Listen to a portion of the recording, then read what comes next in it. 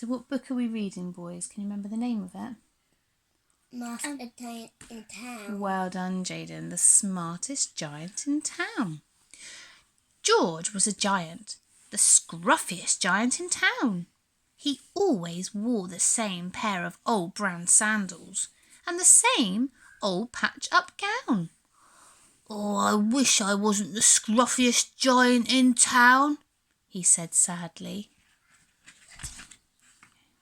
Good boy. But one day, George noticed a new shop. It was full of smart clothes. So he bought a smart shirt, a smart pair of trousers, a smart belt, a smart stripy tie, some smart socks with diamonds up the sides, and a pair of smart shiny shoes. "Now I'm the smartest giant in town," he said proudly. George left his old clothes behind in the shop. He was about to go home when he heard a sound. On a pavement stood a giraffe who was sniffling sadly. "What's the matter?" asked George. "It's my neck," said the giraffe. "It's so very long and so very cold. Oh, I wish I had a long warm scarf." "Oh, cheer up," said George, and he took off the stripy tie. "It didn't match my socks anyway," he said, as he wound it round and around the giraffe's neck. There's a giant. That's right.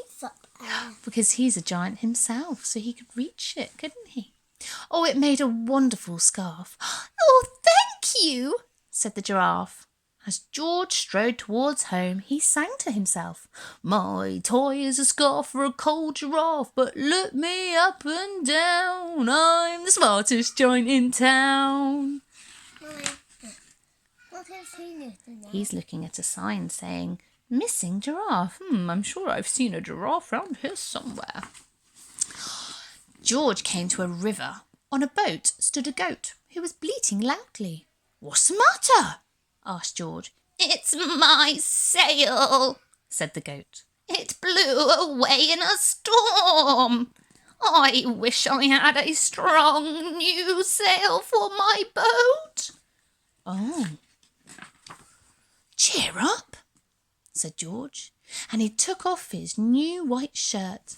"It kept coming untucked anyway," he said as he tied it to the mast of the goat's boat. Oh, it made a magnificent... Well, he tied it with a little bit of string, it looks like. It made a magnificent sail.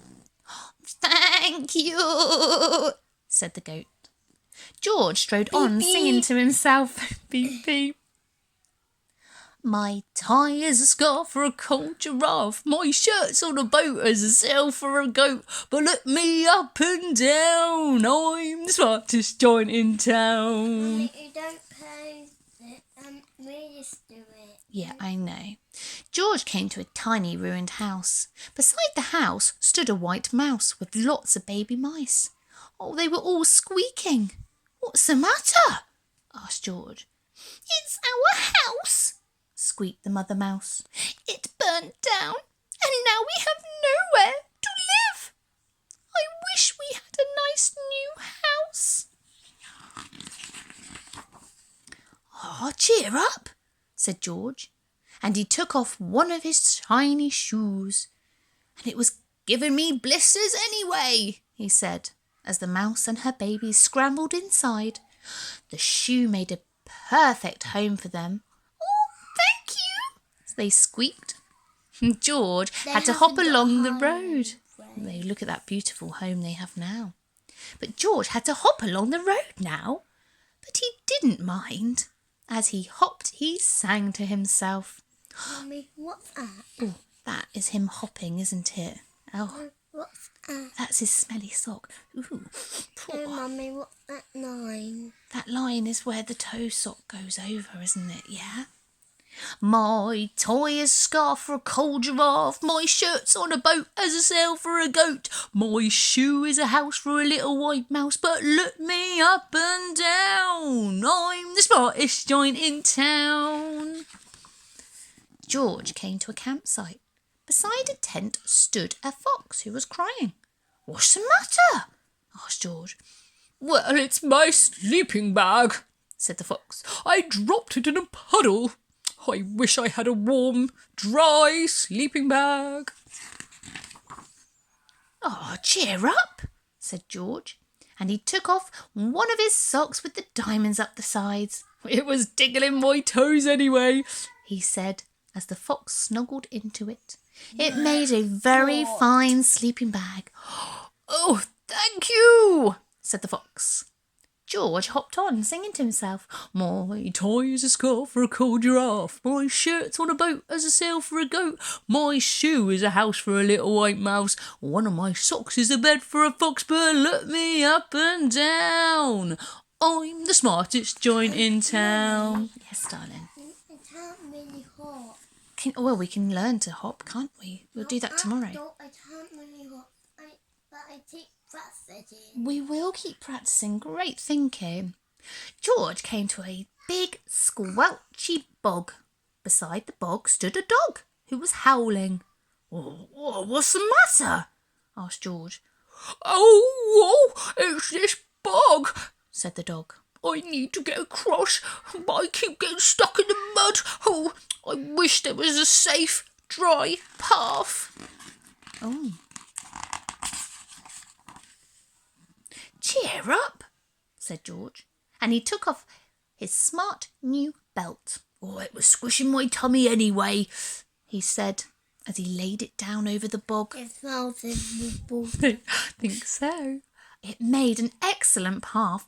"Oh, thank you," said the dog.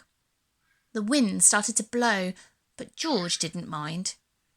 He hopped on singing to himself. "My tie is a scarf for a cold giraffe. My shirt's on a boat for a sail for a goat. My shoe is a house for a little white mouse. One of my socks is a bed for a fox. But my belt helped a dog who was crossing a bog. But but my trousers are falling down. Oh, I'm the coldest giant in town." Suddenly, George felt sad and shivery, and not at all smart. He stood on one foot and thought, "Oh, I'll have to go back to the shop and buy some more clothes," he decided. He turned around and hopped all the way back to the shop.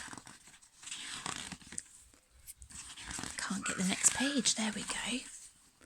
But when he got there, it was closed. "Oh, no," cried George. He sank down onto the doorstep and a tear ran down his nose.